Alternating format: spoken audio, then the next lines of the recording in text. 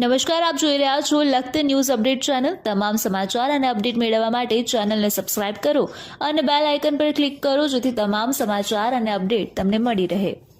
લખતર તાલુકા health office દ્વારા લખતર તાલુકાના 10,000 કરતાં વધારે બાળકોને પોલિયો દિવસ સહિતના અન્ય 2 દિવસ પોલિયોની રસીકરણ કરી અને 100% રસીકરણનો ટાર્ગેટ રાખવામાં આવ્યો।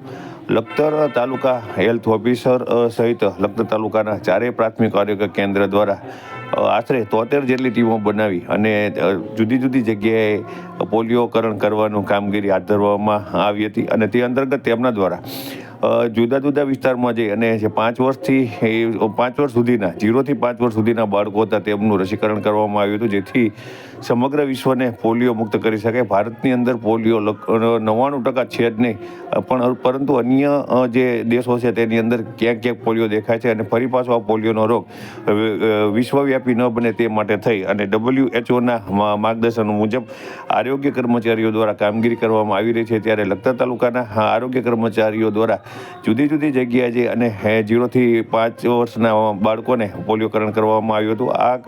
આ કાર્યક્રમની અંદર તાલુકા હેલ્થ ઓફિસર હાર્દિકભાઈ ચૌહાણ,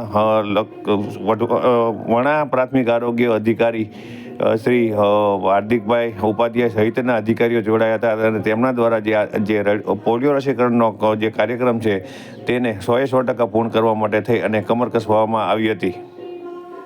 આજે તારીખ 8 ડિસેમ્બર 2024ના રોજ પોલિયો દિવસ નિમિત્તે લખતર તાલુકા આરોગ્ય ટીમ દ્વારા પોલિયોની કામગીરીનું આયોજન કરવામાં આવેલું છે કે જેમાં અમે 3 દિવસ 8, 9 અને 10 તારીખ દરમિયાન 10,173 આશરે બાળકોને કવર કરીશું।